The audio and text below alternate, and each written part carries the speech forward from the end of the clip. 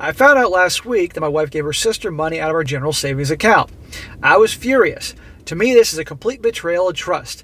I confronted her, and her reply was that I forced her to go behind my back by being unreasonable.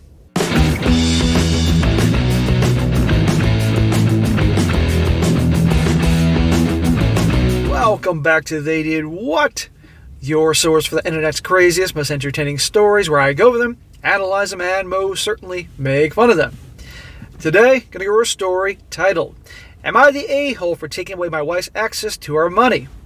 And guys, this story is all about a guy. He's been married to his wife for like 7 years now. He is the breadwinner. He has the job, and she does not. He brings home all the money, takes care of everything. And you're going to see in this story, guys, that he'll describe how even though he is the only one with a job and makes enough money that they're both good for the both of them, they still agree on spending decisions, investing decisions, all that. Okay? They keep it fair. And since she's not working, she volunteers at a charity that she started. And so far, there's never been a problem until family gets involved. You're going to see that her sister is going through hard financial times. Her sister's husband lost his job and clearly have no other money or anything like that, no emergency fund, nothing. And she wants her husband to give money to support them until they figure things out. And you're going to see he's like, not happening. They're adults, they can figure it out. And it causes a whole freaking meltdown because, well, you're going to see what she does with the money, even though he says no. Which leads to this a lot of turmoil in their marriage and pretty much where things go from that point. You'll see. And this story is a perfect example, guys. While you truly, if you're going to do relationships, if you're going to do marriage, that's a better way to describe it. There's a couple of things here. I always say you need to have your money, the money from your paycheck, okay, or profits from your business go into your own personal account, gentlemen, where she doesn't have access to. And her paycheck or profits from her business goes to her account that you don't have access to. And you have one joint account for the two of you that you can put in some money to take care of the monthly expenses like paying the mortgage, the rent, the electric bill, the cable bill, groceries. You get the point. That's it. Because if you put all your money into a joint account, your wife or your husband can clear it out like that and do whatever they want with it. It's a bad idea, and you're going to see this here. And also, it's important you're both on the same page, truly on the same page when it comes to money and spending and all that. And if you got a member of the family that is very logical and you got someone else who's very emotional, that's going to be a problem when it comes to decision making towards money. So you need to really see eye to eye, and you'll see this in a second. And this video, by the way, I could have done on the other channel, but that'd be a good one to do here. But I want to explain a few things before I got into this. So, starts off, he says here, I've been married to my wife, Ashley, for 7 years. I am the only one that works. Ashley spends her time volunteering at a charity that she started. So already, she doesn't work, and she's doing something that follows her heart. Let's remember this. I'm fine with this as I make enough money for the both of us. In financial decisions, we have equal say. I will admit that I am the numbers nerd of the relationship, so I do the budget and handle our investments. My wife has equal input into the budget. We both have to agree on it. Like many people, we are saving for retirement and a couple of other financial goals. So he says he's the numbers guy, the nerd, while she's someone that follows her heart. Logic and reason, emotions. And those are two languages that don't often communicate very well with each other. Ashley's sister and her family are going through a lot of financial issues at the moment. My brother-in-law lost his job, and my sister-in-law is reaching out to my wife for help. They're asking for us to cover their monthly expenses. I said no. While we have some discretionary money, we don't have that much. Both my wife and I get fun money to spend however we wish each month. I told my wife that I would match whatever amount of her fun money she wants to give to her sister for my fun money. My wife doesn't want to do that. She says that won't be enough money. She wants us to reduce the amount we are saving each month to help her sister. Translation, this guy was willing to do something, take his fun money for movies and going out to eat and maybe buying some electronics to give to them, but he's not giving everything. Okay, he was meeting her halfway. Nope. The girl who follows her heart wants to give all their money that they use for investments to support the other family. I'll come back to that in a second. I refused. I do not want to jeopardize my family's future for her sister's present. Ashley was very unhappy with my answer, but I refused to change my mind. Good. Stick to your guns. Don't back down, and I'll come more to that in a second. He says, I found out last week that my wife gave her sister money out of our general savings account. I was furious. To me, this is a complete betrayal of trust. I confronted her, and her reply was that I forced her to go behind my back by being unreasonable. There you go. It's your fault that I did that. It's not my fault. No, you forced my hand. Last time I checked, they have an agreement where they both make decisions about investments and spending of money. He said no. Okay? And by the way, that is unfortunate when you have people in tough financial times. I get that. And when it's family, that's another thing. But why? Said the brother-in-law lost his job. He can't get unemployment. There's no emergency fund. They haven't, why isn't she working? Is he trying for another job? There are a lot of questions involved here. Responsible adults, particularly responsible families, make sure that they have many months worth of living expenses saved up in the event of something like this. And of course, like I said, there's unemployment, other things. So why should the savers be hit by this? Okay? Again, I'm all for helping people out, but people have to take care of themselves. Just got to mention that. Says here, I was angry. I ended up going to the bank and opening up new accounts in my name only. I moved the balances to my new accounts. I left in enough money for the expenses that she typically pays according to our budget, things like groceries and gas, as well as her fund money. I did not leave her without access to any money. He's making that abundantly clear. There's still money for her to have access to. I did leave her with access only to money that she's supposed to spend according to the budget we both agreed to. I went home and told her what I did. She is accusing me of financially abusing her. Really? I'm the guy that works full time, and you don't have to. You don't have to report to anybody. You start a charity that you love, and that's wonderful, nice of you and everything. But my work is providing you the lifestyle that you don't have to work and answer to anybody else, and you can do your charity. And you're going to do this to me, and I'm financially abusing you? Bullshit. I point out that she's the one that abused my trust, not the other way around. He wrote this wrong. That is it on her to prove to me why she's worthy of my trust, because after what she did, I don't trust her anymore. She said if that was the case, that she should just leave. Okay. Don't let the door hit your ass out on the way out. That she wasn't going to be treated like a child. I told her to leave then because I wasn't going to give her the opportunity to steal from me again when it is clear that she isn't even sorry for what she did. She left to stay with her sister. Now, this is the problem when you have people that see differently when it comes to things like she is someone that obviously follows her heart. The charity and all that, which is certainly nice, don't get me wrong, but thinks with her heart and emotions, not with her head. He's saying, I'm willing to help out a little bit, the fund money and everything, but they got to work things out themselves. She's like, no, family comes first. You got to give all the money to family. He's trying to save money for themselves. And it sounds to me that her sister and her husband, although that's unfortunate what happened, they obviously aren't very good with money and with planning. And so now somebody else that does work hard, that does plan, has to take care of that. That's my problem here. And we could really take this conversation on society as a whole, but this is not a politics channel. I believe I'm completely justified for what I've done. She is the one that broke our agreement. Did I take it too far, though? This was the first time she did anything like this. Did I let the anger get the best of me? Am I the a-hole for taking away her access to the money? Is he really asking me this question? The answer is no.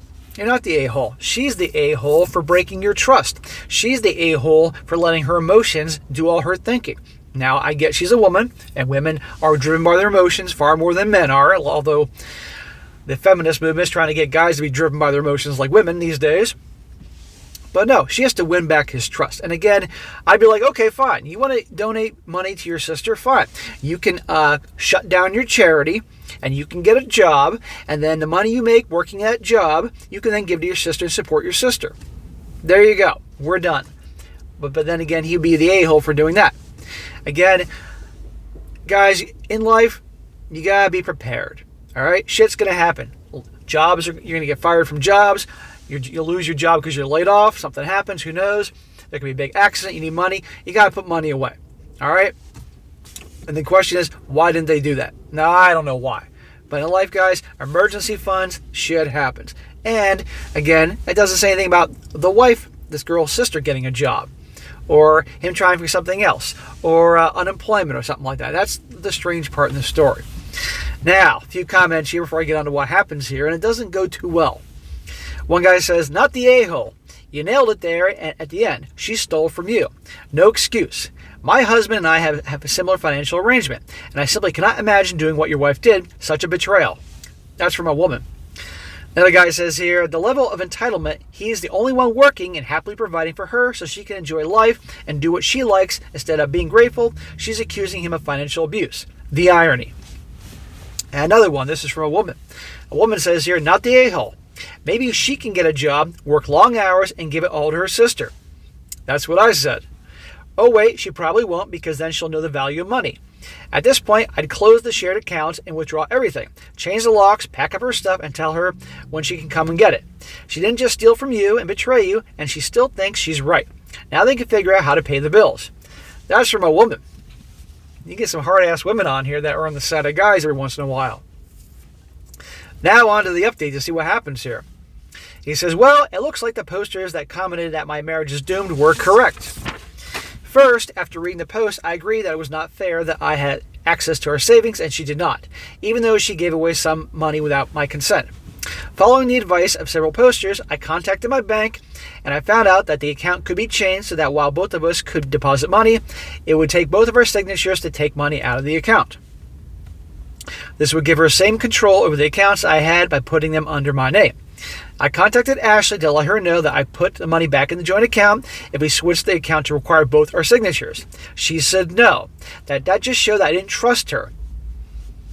Her actions have given him reason not to trust her. I told her I didn't. She had taken money without my consent. Of course, I didn't trust her. She refused to change the account. I refused to give her unrestricted access. So right now, I'm still the only one with access to the money. Well, you can't have a relationship, let alone a marriage, if there's no trust. And also, clearly, they don't see eye to eye on some key things here. He says here, we also tried marriage counseling, another suggestion that posters brought multiple times. The counselor asked both of us to say what we thought about was wrong with our relationship. Ashley said that I had abused her by taking away her access to the money. I said that Ashley had broken my trust by giving away money without my consent. It took a few sessions, but it's pretty clear that we weren't going to see things the same way. I wasn't going to commit to supporting her sister's family, and she refused to see giving them money without my consent as a breach of trust. The kicker came when it was to close the end of the month, and Ashley demanded, not asked, demanded that I put $3,000 in the account for her to pay her sister's bills. She is not backing down on that. You see, he's going to be working to pay for her sister. She's not working to pay for her sister's bills. He has to do it all. Bullshit. This is not going to work. They've been married 7 years. It's not forever. I think it's time to cut your losses and move on. Now, because he's been working and paying all the bills, guess who's going to be paying for her? Him. Guess who's probably going to get the house? Her. Now, I don't know where they live. I don't know the rules, but the bottom line is this guy is trying to do the good thing, providing for her so she can do her charity and all that. How does she thank him? This shit. So for you guys out there, I think it's a great idea to run and get married, that your girl's different. Remember the type of bullshit that can happen. That's why I do these stories. Her reasoning was since she stayed there, we owed it to them. I told her she was ridiculous and that if I wouldn't do that while we were together, why in the world would I do it now? She walked out of the session and told me that she wouldn't continue counseling until I agreed. Don't negotiate with terrorists. I contacted a lawyer and filed for legal separation and we're filing for divorce. Good job. Cut your losses. Is he going to take a hit? Probably. And a very hard hit. But you know what? Guy's in his 30s. He can bounce back. He can turn things around because she's an airhead. Okay? She's going to do everything with her, think by her emotions in her heart. That's not going to get her very far. And unless she's good looking and can rope in another guy, she's going to have to start working herself.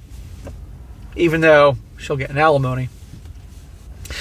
I found that I'm legally obligated to pay usual and ordinary bills of the household.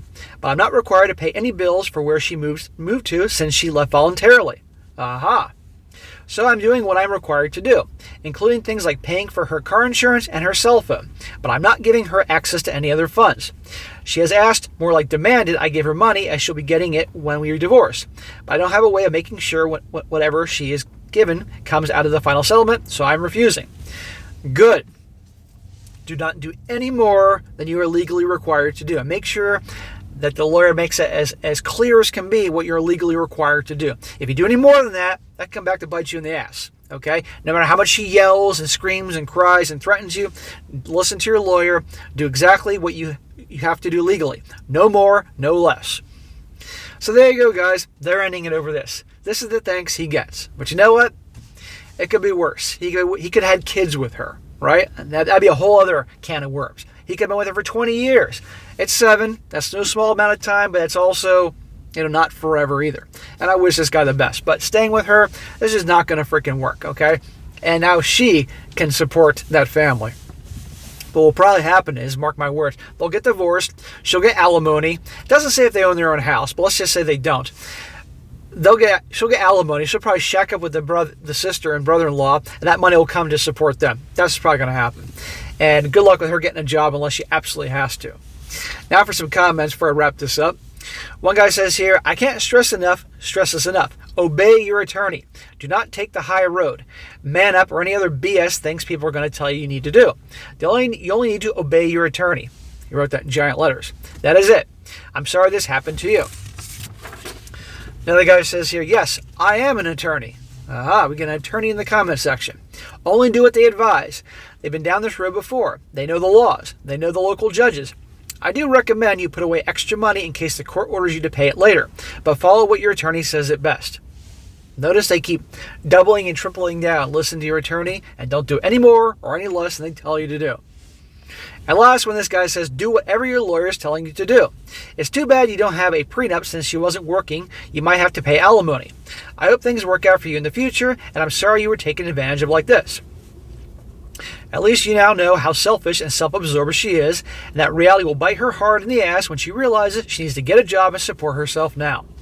A freaking man. Well, I wish this guy the best. I really hope he doesn't get hammered too hard in the divorce process, but given the state of things and how things are at the family courts and how things are, but it could be worse. Like I said, you could have had children and having to deal with all that.